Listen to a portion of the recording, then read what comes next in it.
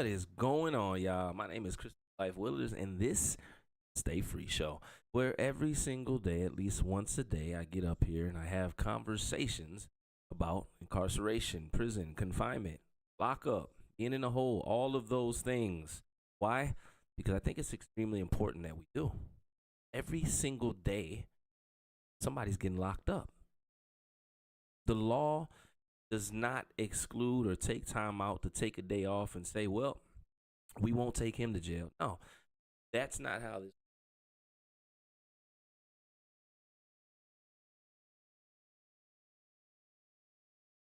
it works. Is jails, the prisons, no days off, no days off. So I wanted to get up here, Elmo. My story's up there. I got sentenced to 144 years, all suspended for 19. So I ended up doing 85% of that in the Commonwealth of Virginia. It's a very public case, and that was about 6 years, 11 months before I went home. So your answer, no one. Anyways, I get up here every single day as somebody that was formerly incarcerated, as somebody that has brothers behind the wall that are never coming, as somebody that knows firsthand the impact of what prison is, what it really does. You understand me? And what I realize, get up here, it's those people that really struggle that they lock in with. It's people that are going through things. It's people that are impacted firsthand by incarceration, that I'm doing this for. You don't have to be the one that was behind the wall. You could have the loved one be. If you're in that type of situation, and I welcome you to, I tell a few stories, but more importantly, I ask, or excuse me, answer questions that you guys ask. Hands down, that's why I like to get up here. I appreciate everybody that supports, shares, all that good stuff, man. Um, the goal every single day, because the jails, the graveyards, all they don't take any days off. Not taking any days off. You know what I'm saying?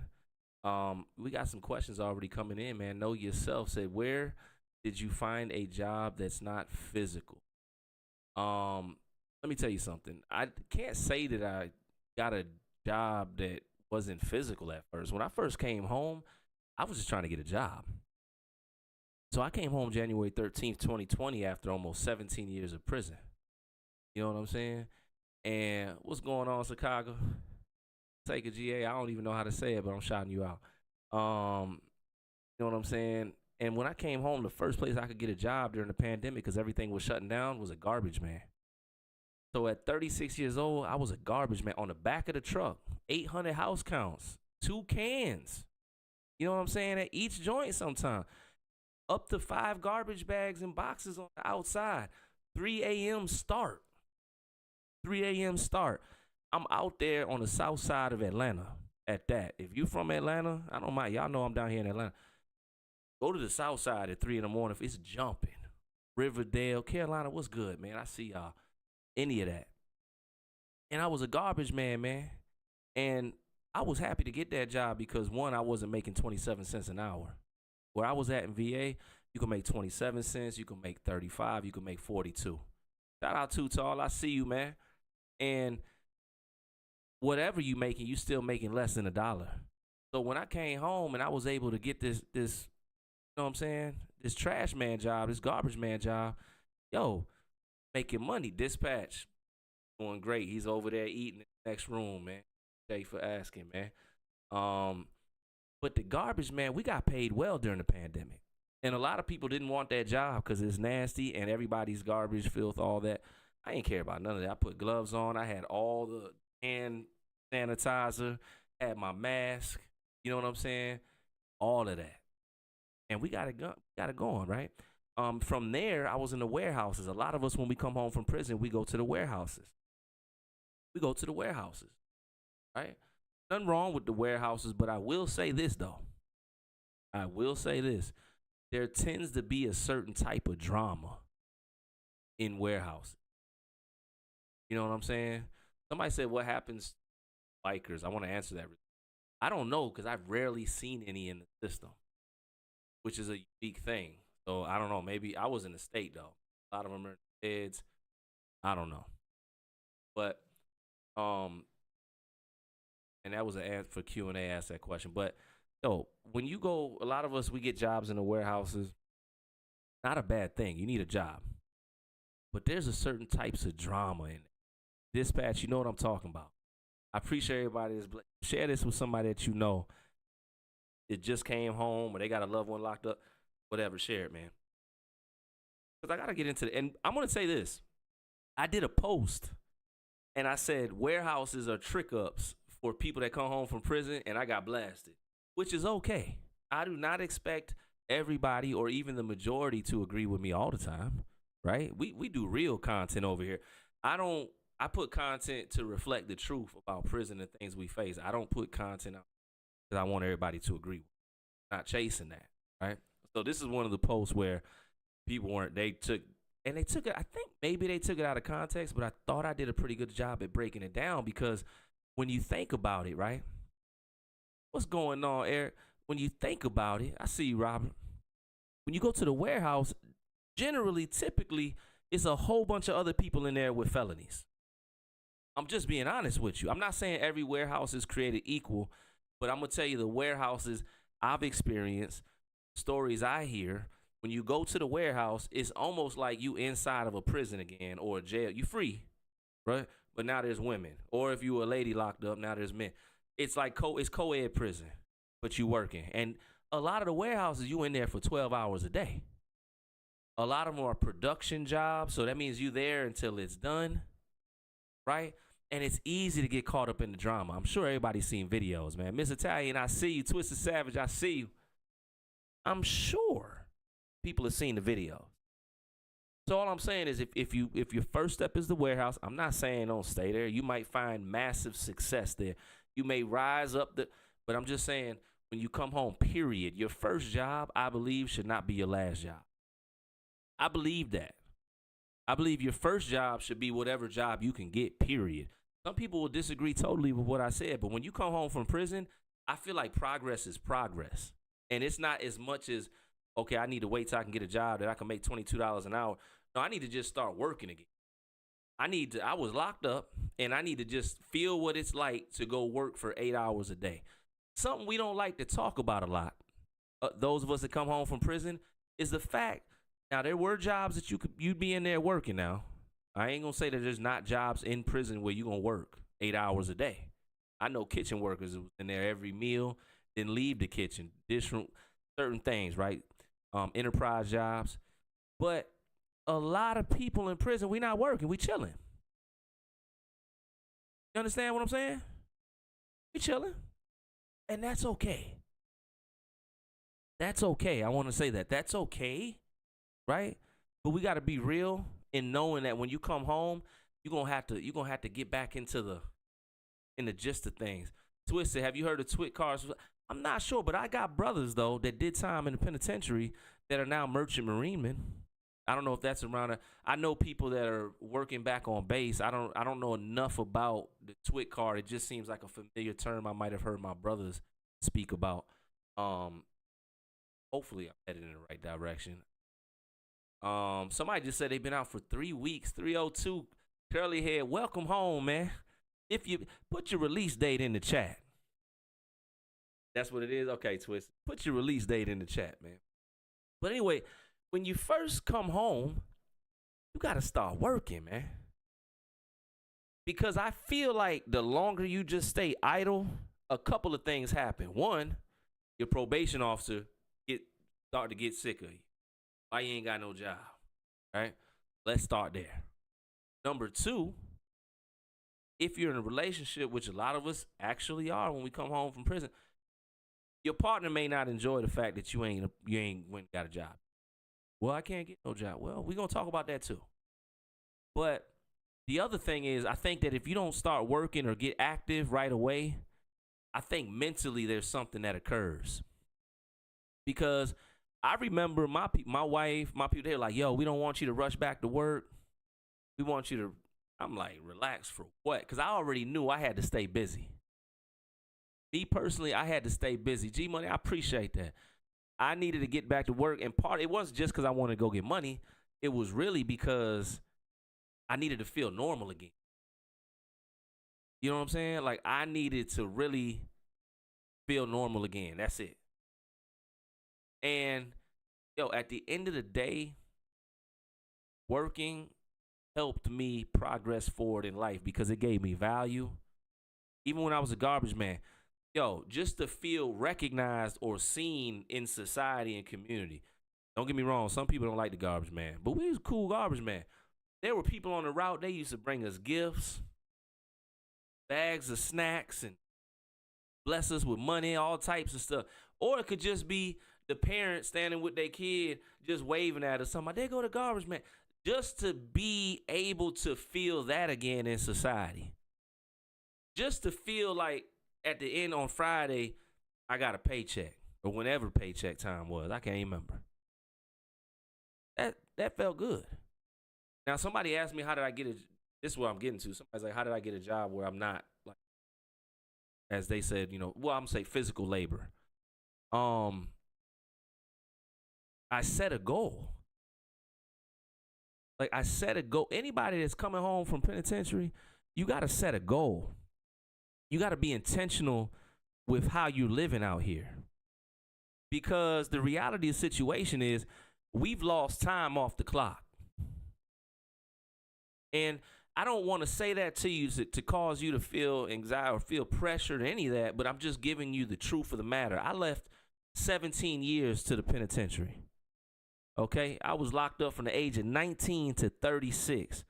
I didn't come out here trying to keep up with anybody. I just came out here with the intentions to not just build a foundation for myself and stay free, but I wanted to live a certain way.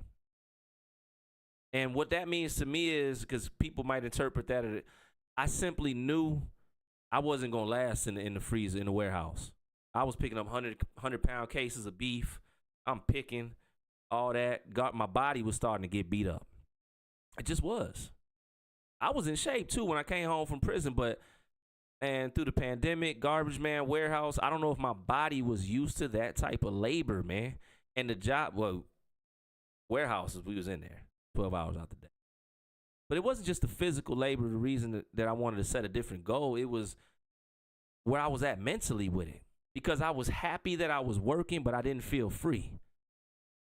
When I was in those warehouses, and that's why I say sometimes they can be a trap, you in there all day. By the time you get home, you too tired to even talk to your lady, man. Too tired.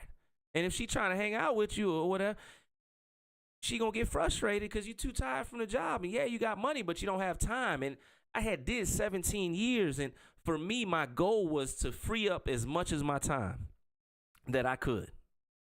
And when I say that, I mean I just wanted to be able to make the decisions with my time to the best ability, the way that I could. And I didn't want to be on anybody else's clock anymore. I got burnt out from count times. And anybody that's hearing me, please don't take this the wrong way. Shout out to every single person that's working a 9 to 5. Shout out to all y'all. Shout out to everybody that's punching the clock. If you're going to work right now, shout out to you. Don't get it twisted. One thing about me, I don't ever want you to think that what I'm saying is good for me is good for y'all or vice versa. I'm just telling you my journey. And I just knew I couldn't do it. I did 17 years where people controlled the clock on me. They controlled count time. They control, in some cases, if I could go to the bathroom, I would have to ask permission in the dorm because count didn't clear.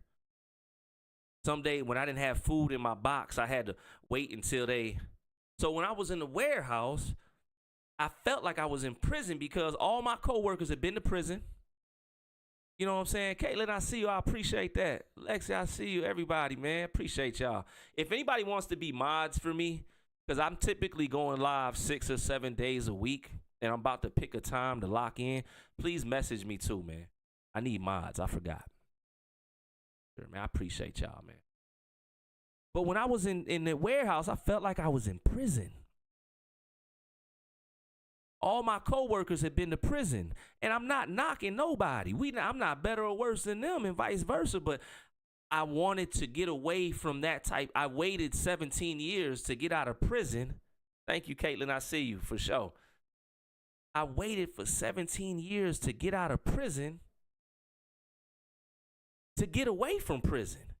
And just because you leave the physical place of prison does not mean you leave in prison.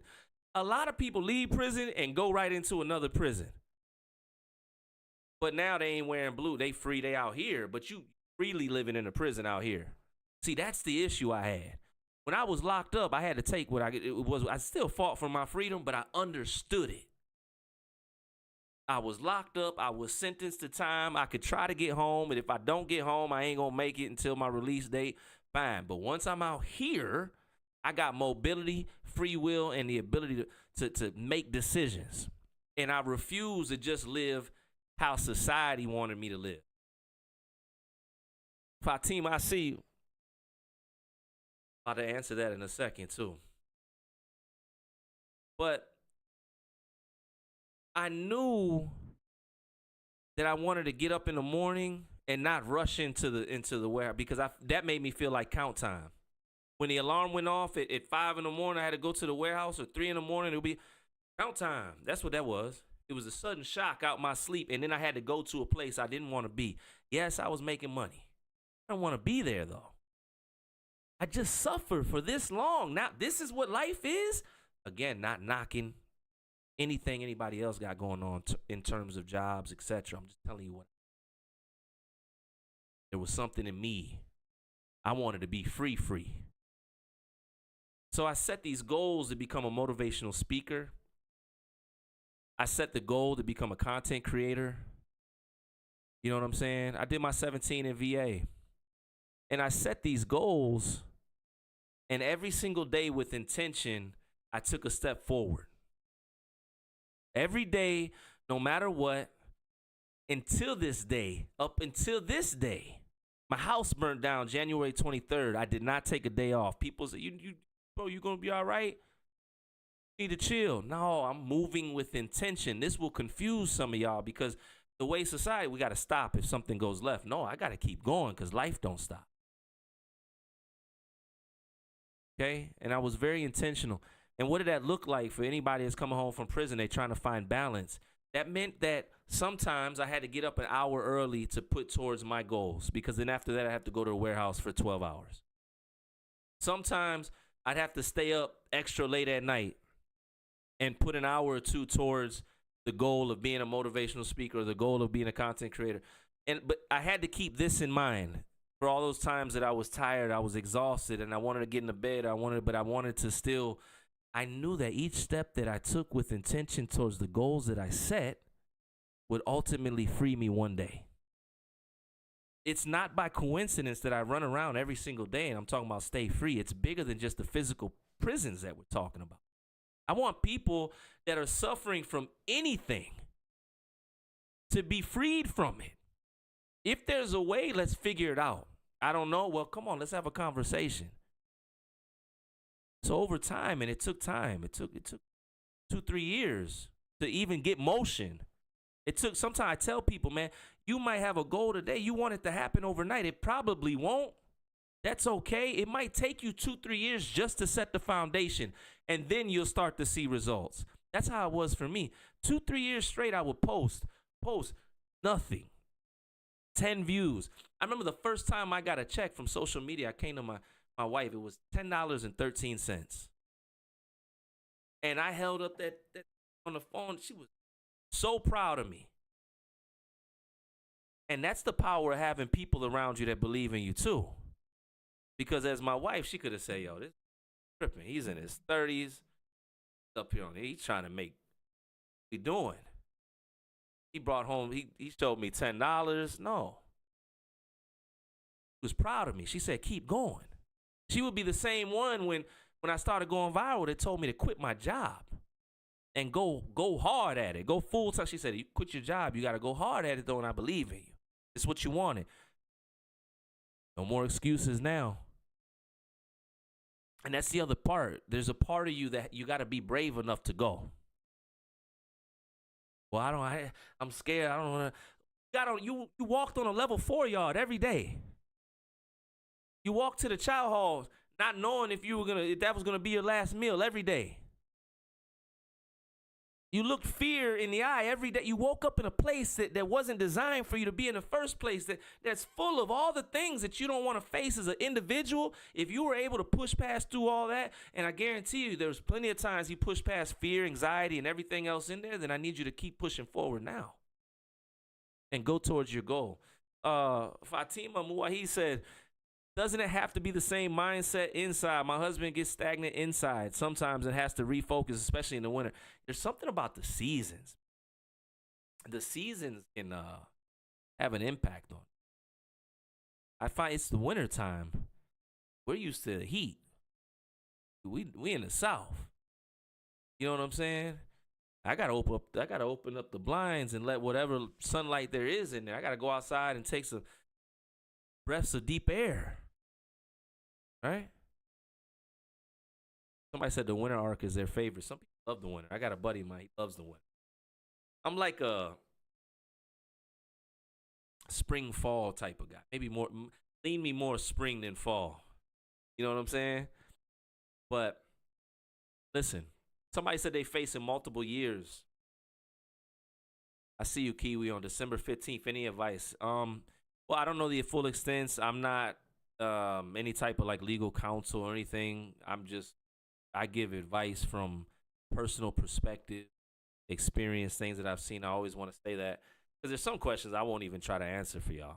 I don't even want service and just be up here blurting stuff out just y'all engaged and all. I don't want to do that. But listen, if I'm facing multiple years, which I'm not, I don't even want to say that out loud.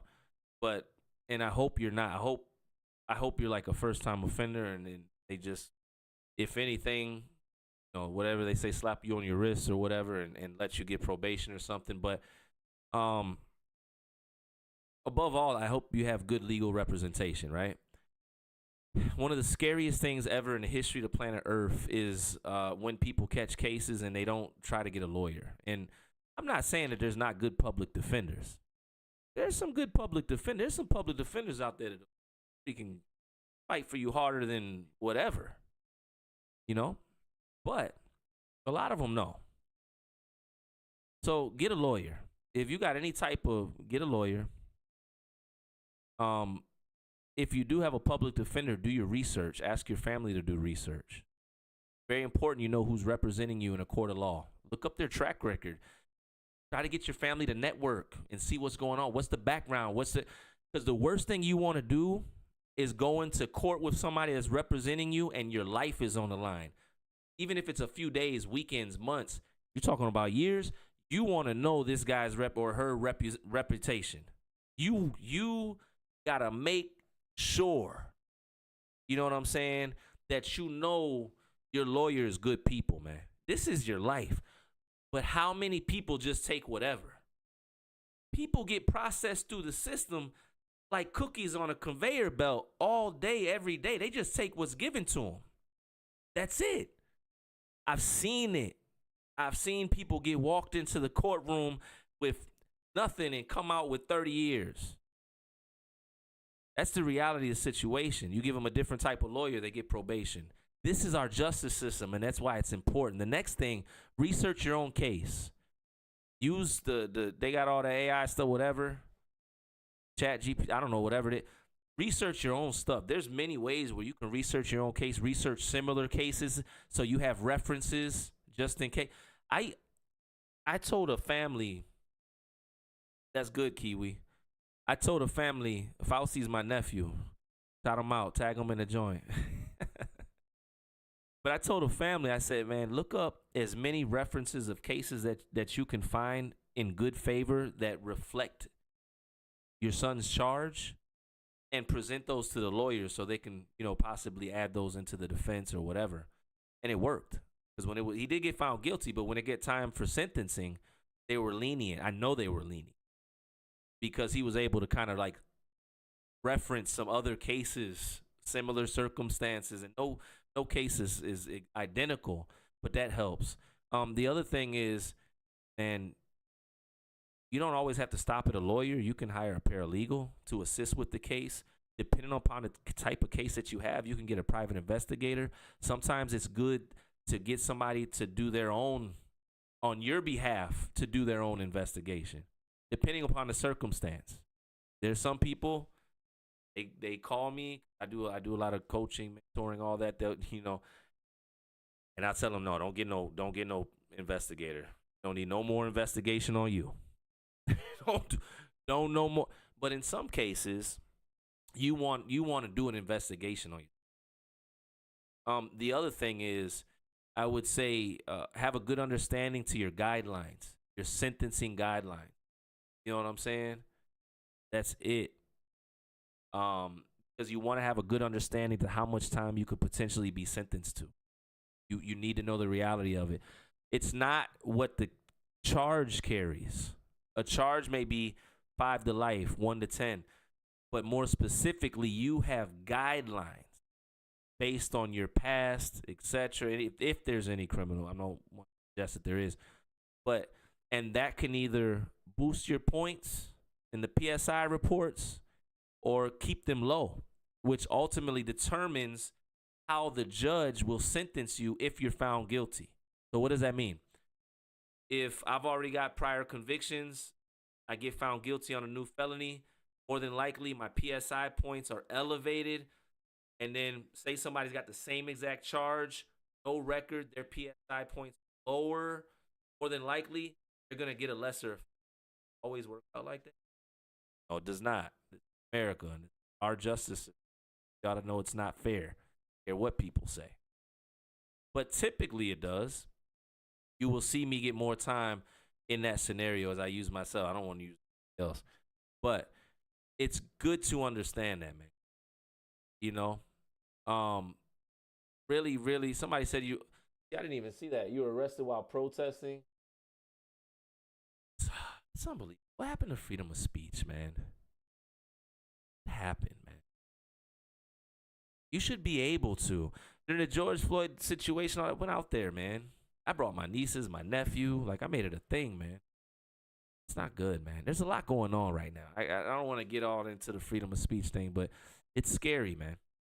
It's scary right now. That's all I'm gonna say. Maybe I will. Maybe next time I'm gonna get into that because there's a place where you think you're walking into freedom and you find out it might not be as free as you think. Charlene said, came out of jail today, bro. I finally got to eat good. No more PJ sandwiches. Welcome home, man. Hey, I don't listen, man. Go do some self care for yourself, man. You know what I'm saying? Take a hot bath, eat a good meal. Man, go get a pedicure. I went there. The lady put the stones on my legs and they rubbed them with oil and all that. Hey, man, look, stress relief, especially when you walk around in cement and them state boots and all that, man. Next meal coming up is the classic prison pizza. That's tomorrow, 3 p.m. Eastern. Any advice for me before I turn myself in for a wow? Lawyer up and don't talk any more about anything. That's my advice. Up, get a lawyer. Don't do what you hey, lawyer. That's what I can tell you, man. Yeah. Somebody said learn some law, folks, because real talk, there isn't a bit. Yeah. Always got to learn the law. That's another scary thing, man. A lot of it, and this is to anybody, if you're in the streets, at least take the time to learn the laws that govern them. Like if you operating in a certain lane, at least do that. Because that's one of the things that I didn't understand the seriousness of what I could have got sentenced to. I really didn't. I don't think for 1 second if somebody could have told me or would have told me, yo, what you are about to do could get you a life sentence, I don't think I would have went for it. You know what I'm saying? Imagine in a perfect world if every young person before they was getting ready to commit a crime or something, or anybody, someone would just pop up and say, I think a lot of people would change their mind if they knew, but we don't. You know, I got brothers that literally they go to the hood and educate the youngins.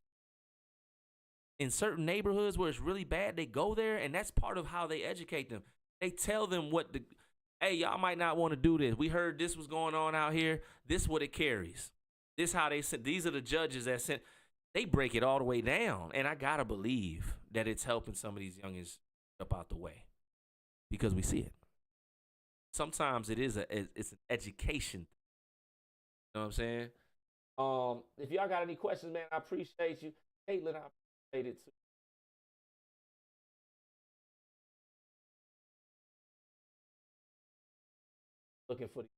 Looking for these questions over here.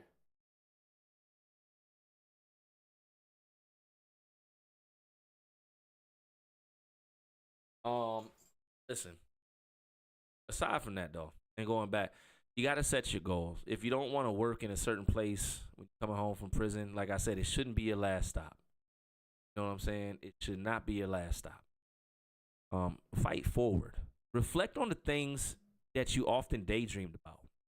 You remember sitting in solitary confinement or in your cell or on your rack and daydreaming about how life could be?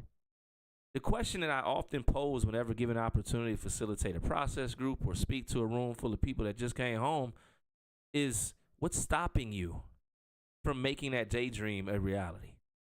I would sit there in solitary confinement and I would literally, you know what I'm saying, sit there and daydream because I was trying to escape the reality of the whole. Solitary confinement is extremely brutal. You know what I'm saying?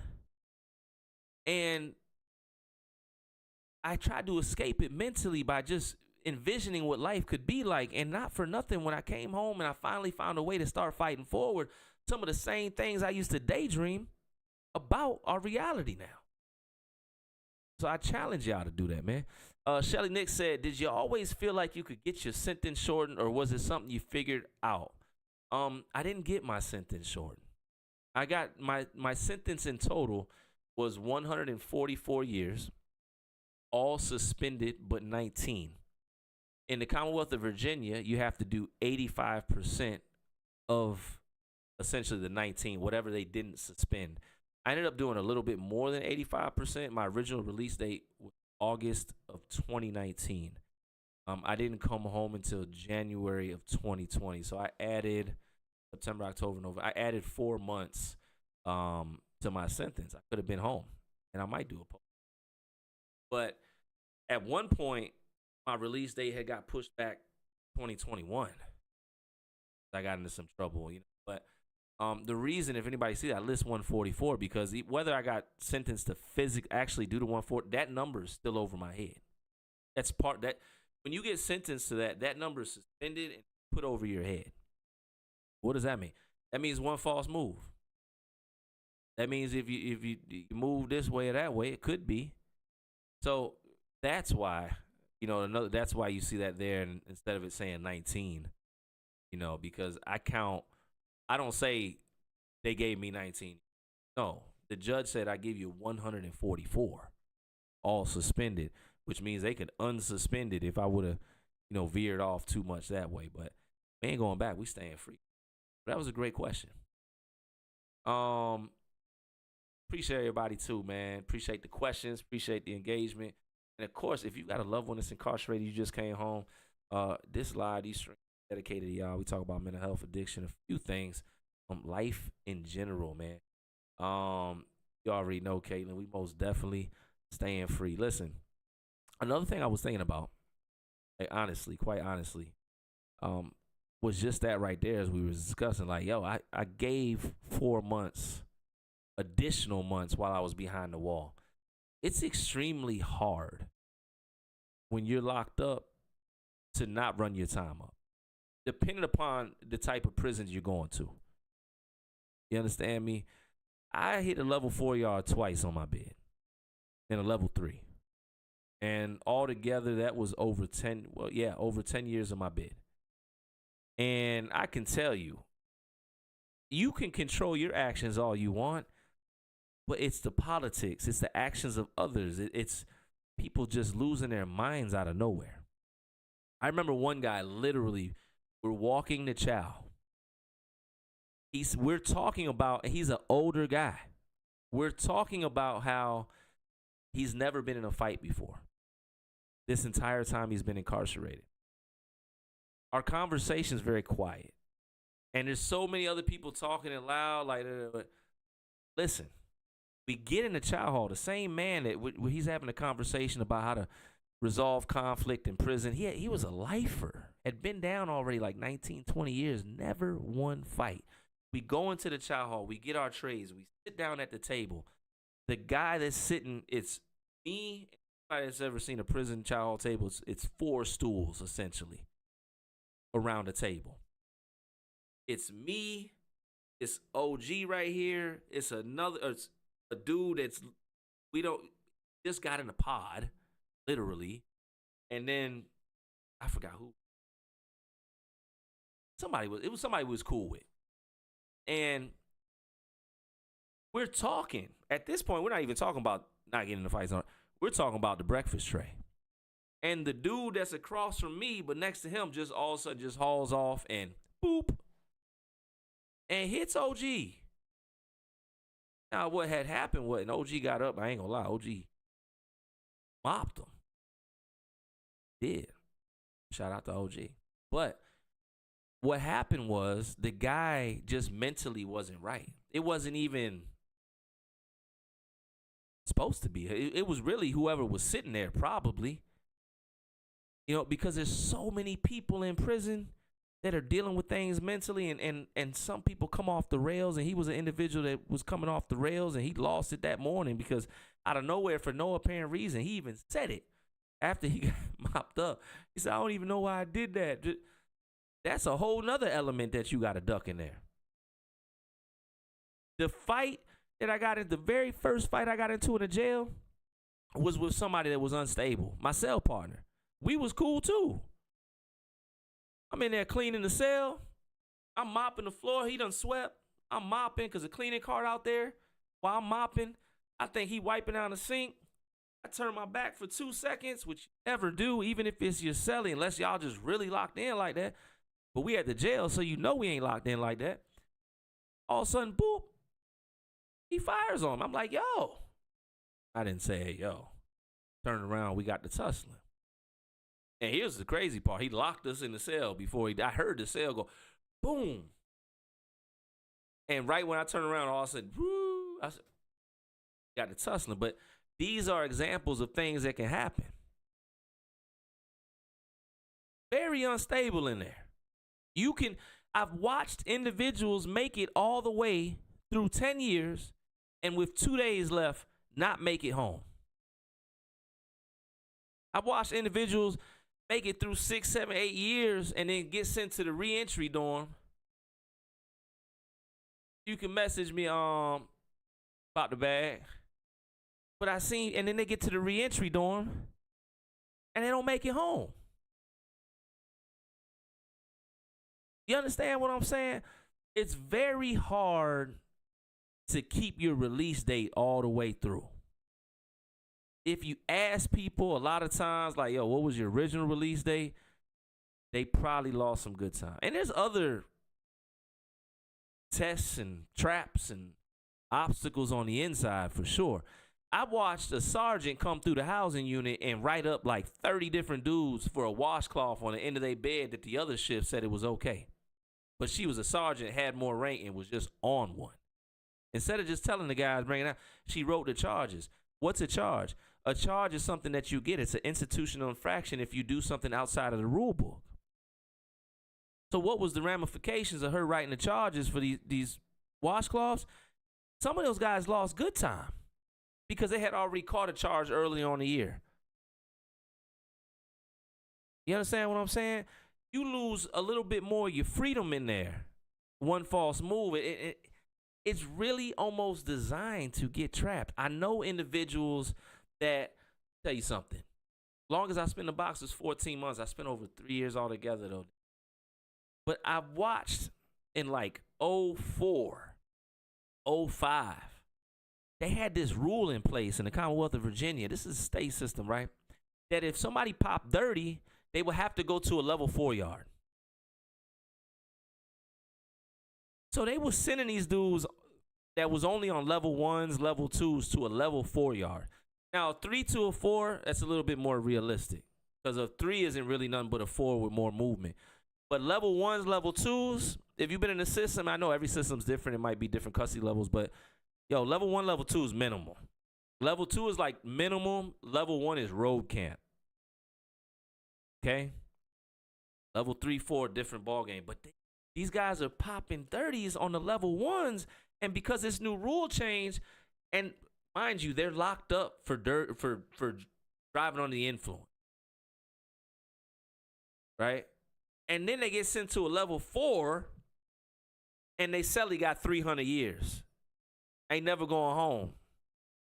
What do you think was happening to some of them guys? Like, imagine you weren't never really that dude. Like, you was never in the streets. You never really did anything crazy. Like, you just left. I ain't gonna say just because it's bad. Nobody be driving on the influence. But you're not a textbook, quote unquote, like a violent person or whatever, right? So they don't send you to a level 4 when you get sentenced. You go to jail, you go to level 1. Learn your lesson, sit down for a minute, stop doing that.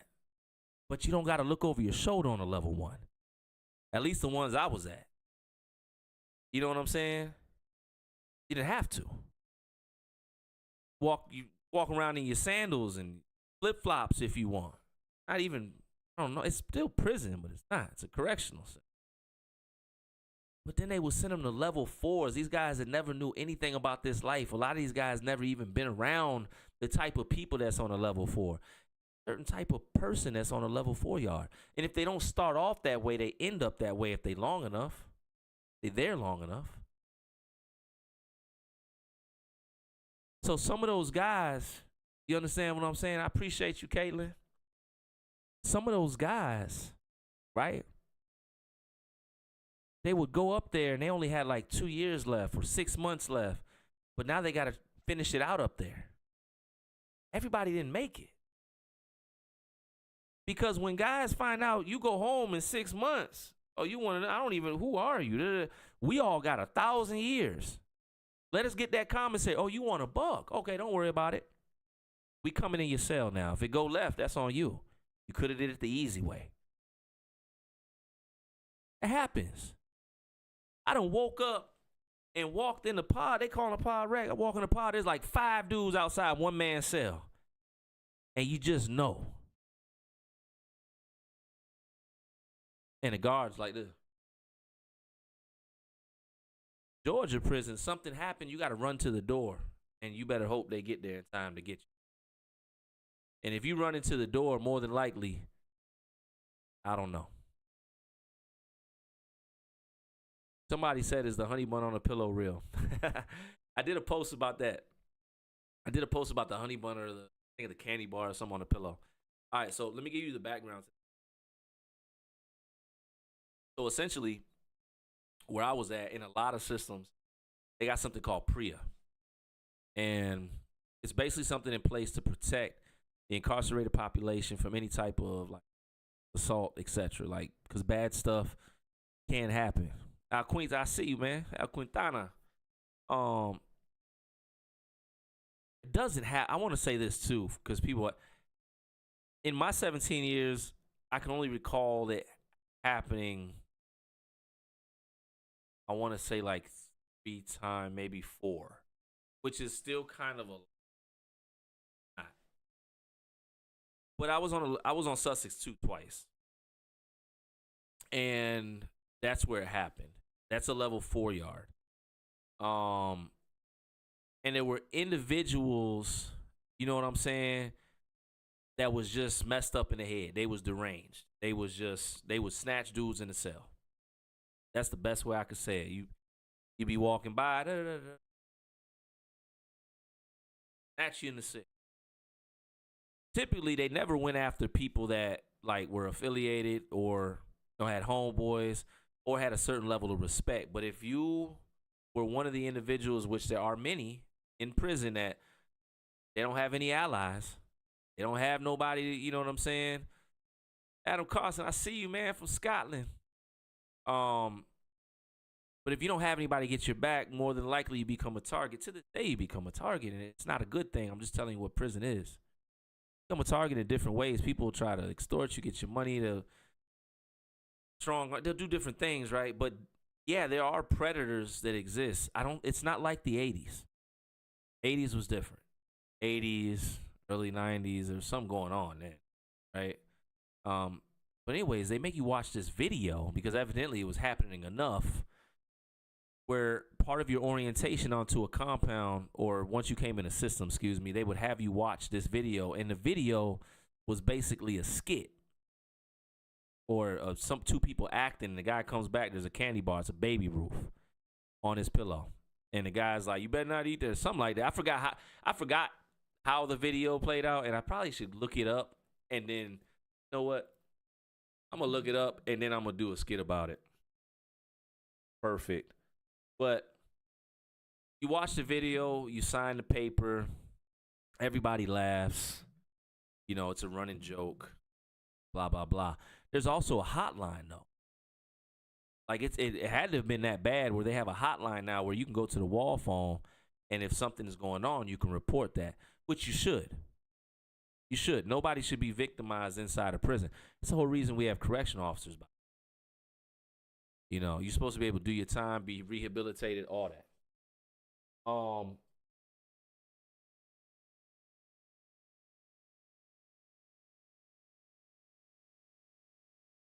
Hold on, man. That's a good point, Caitlin. Colorado, I see you, man. There's a Oh, that was what Kane said. So do you have to click up for real? That's the one. Good question, Kane. Um, listen, no. I mean, at the end of the day, anybody can make a choice, despite where you're at. Reality of the situation is in the system. I'm not gonna lie. Where I was at, Commonwealth of Virginia, it's rough, but it's not like a Texas. You understand what I'm saying? Or further out west, where the politics are really built off race and different things.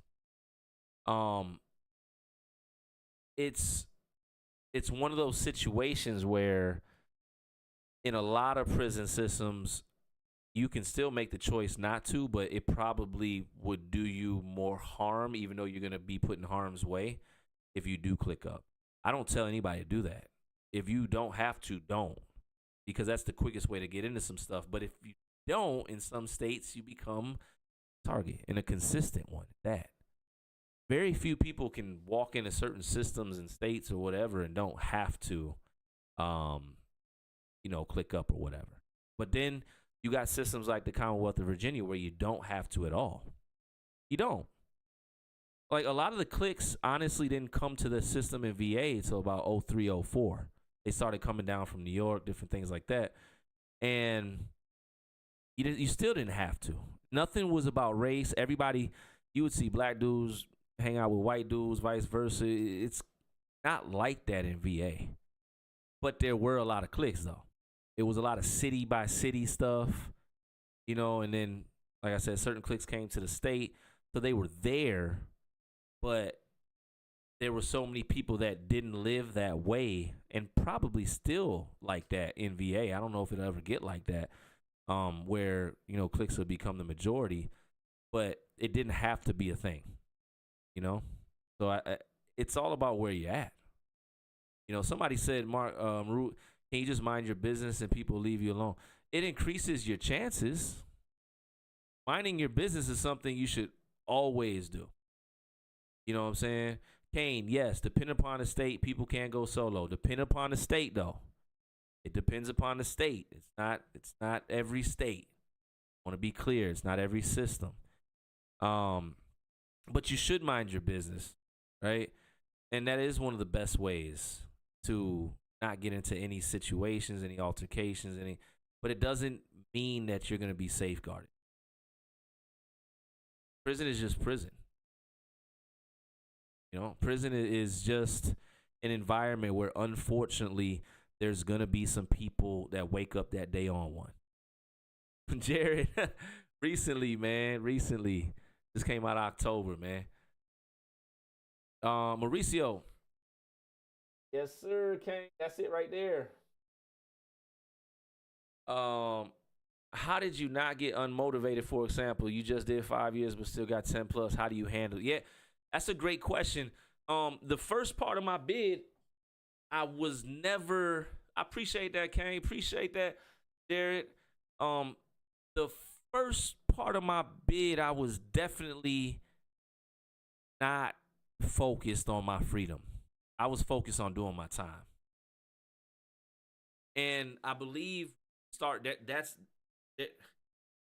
off by being focused on time, and then appreciate that, Caitlin.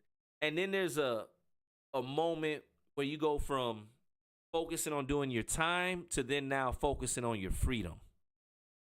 So for about Well, I'm gonna tell you the timeline. I was on Sussex 2 after receiving. I made it down to Haynesville, level 2 yard, and then I got sent back to Sussex 2, level 4 yard, second time. And that's when I went from focusing on doing my time to now focusing on my freedom. There's a shift in that because the second time when I went back, I see you, Rage Bay.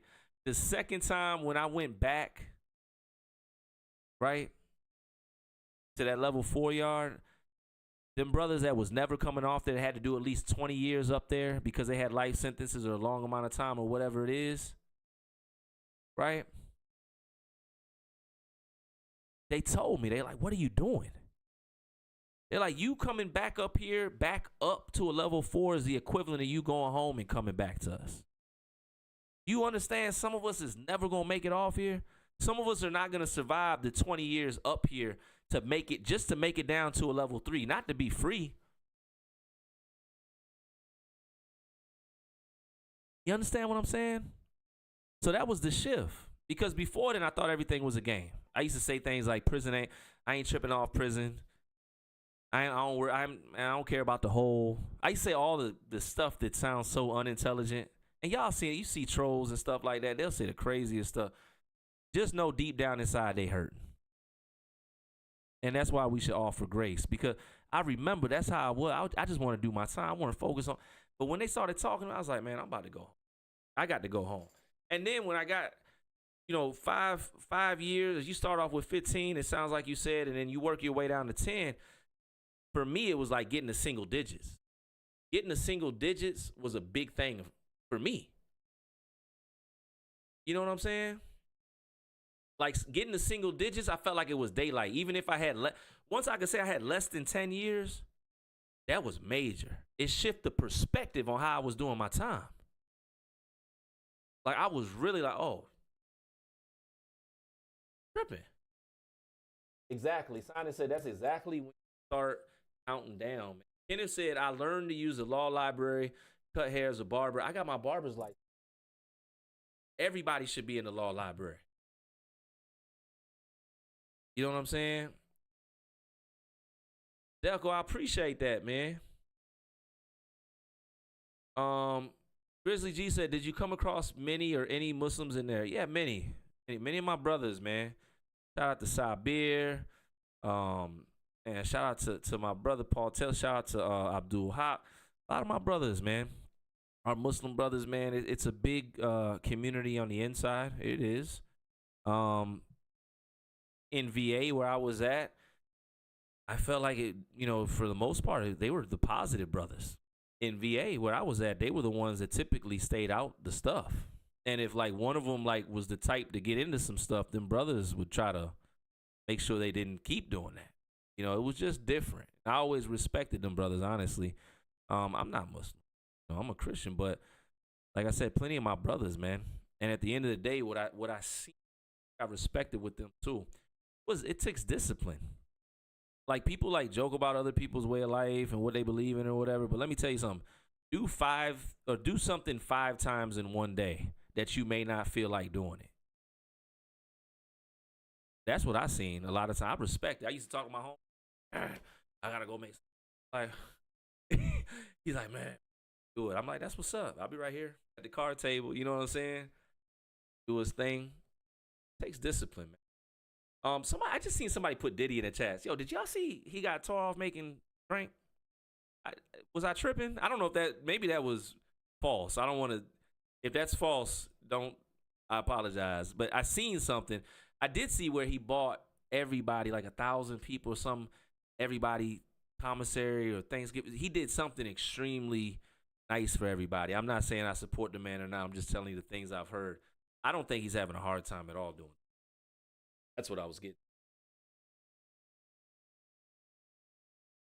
Appreciate that, Bill. Definitely appreciate that. Champ, I got sentenced. I break it down again. Sentenced to 144 years, all suspended, but 19. I had to do 85% of that. I ended up doing 16 years, 11 months. Al Quintana said in 1997, I went to a Scared Straight tour of San Quentin for 2 days. I know that was crazy. I was in a boys' ranch. They were showing us where we were headed. It was a big eye opener to get my stuff together. I already know certain things. I think along my way it would have worked too. You know what I'm saying? Danny, I got you. About the workout routines, and somebody asked me like, what's the most popular exercise or most prevalent exercise or whatnot? Listen, um, the burpee, hands down. I had to think about that. The burpee, and I'm putting that in my ideas for if y'all got content ideas you want me to do, let me know, man. Cause it's been fun telling this. And I want to show people the whole perspective. You know what I'm saying? Like the whole perspective. I see you can do of what prison is, man.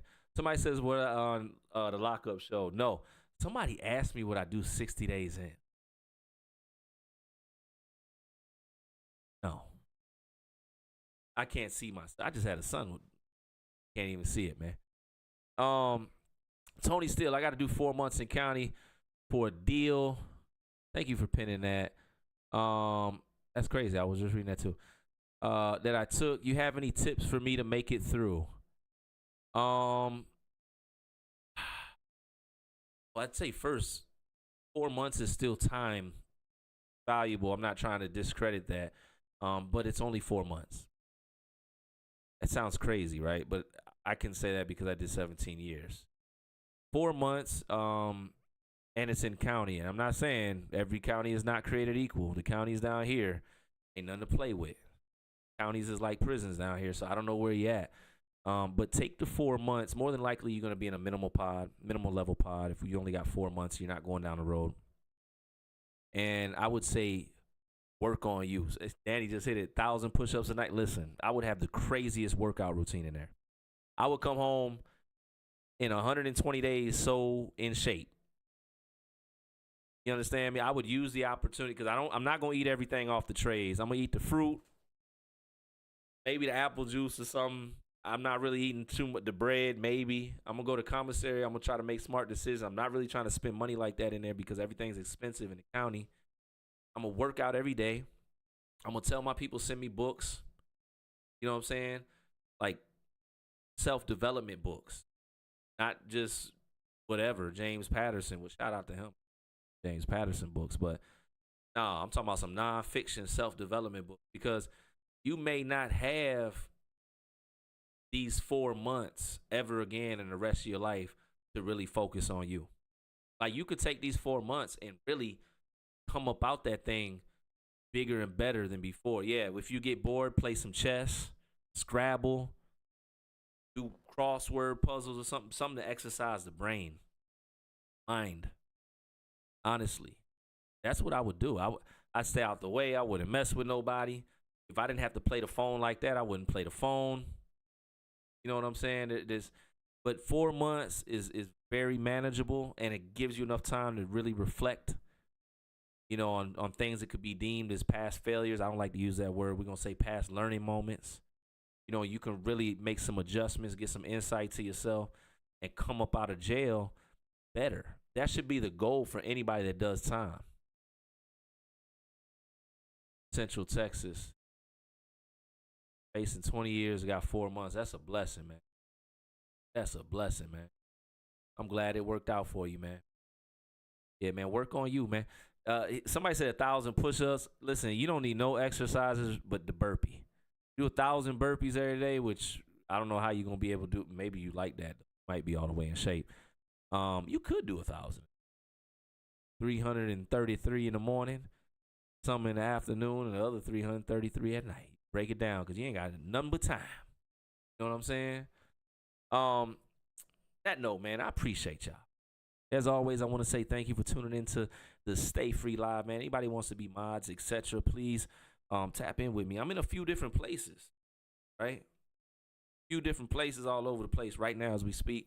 Catch me everywhere. This is my book 144, man. I'm grateful to tell the story. Grateful for everybody that's supporting that too, but I'm really grateful to get up here and have these conversations with y'all. You know what I'm saying? I'm really grateful to have the interaction. That's what I believe social media is about. That's why I like going live. I appreciate y'all, and I need y'all, of course, support all the content, all that stuff too. But when you know I'm live, I need y'all to check in. You know what I'm saying? Check in one time. Send a couple likes this way or share it, especially if you know people are impacted by incarceration. Maybe you just need support. Maybe you just need some familiarity. Because over here, it's positivity. Every now and then we let somebody being negative, we're going to about it quick. You understand me? Because we about positivity, growth, peace, prosperity, all the good things. Because truth of the matter is, if you've been to the place that I've been, you know that we don't need that stuff no more, all that negative stuff. We need all the good stuff, man. So outside of that, I'm grateful for the opportunity to come up here. Thank you to each and every one of you that's breaking stereotypes. We do that in different ways, man, from just being kind in the world to being great parents or going to work. It's the things that we just see as our life that we were anxious to get back to, that break the stereotypes of what some people believe that we can only be a certain way. So I want to say shout out to y'all, man. I also want to say thank y'all before I hop off here for your time. OG told me one of the greatest lessons I ever learned. Time is the most valuable thing you ever have. Once it's gone, you don't get it back. Be careful how you spend it, where you spend it at. It's the greatest currency. Because once you don't have time, you don't have nothing. And I heard every single word of that, so I always want to respect y'all time, man. It's real over here, man.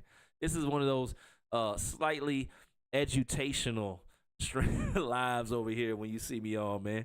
More stories tomorrow. Tomorrow I'm going story heavy. I got some stories. Y'all always gonna catch some stories, but tomorrow, nonetheless, man. Peace, love, and blessings. Y'all stay safe. Listen, man. Keep going forward, and most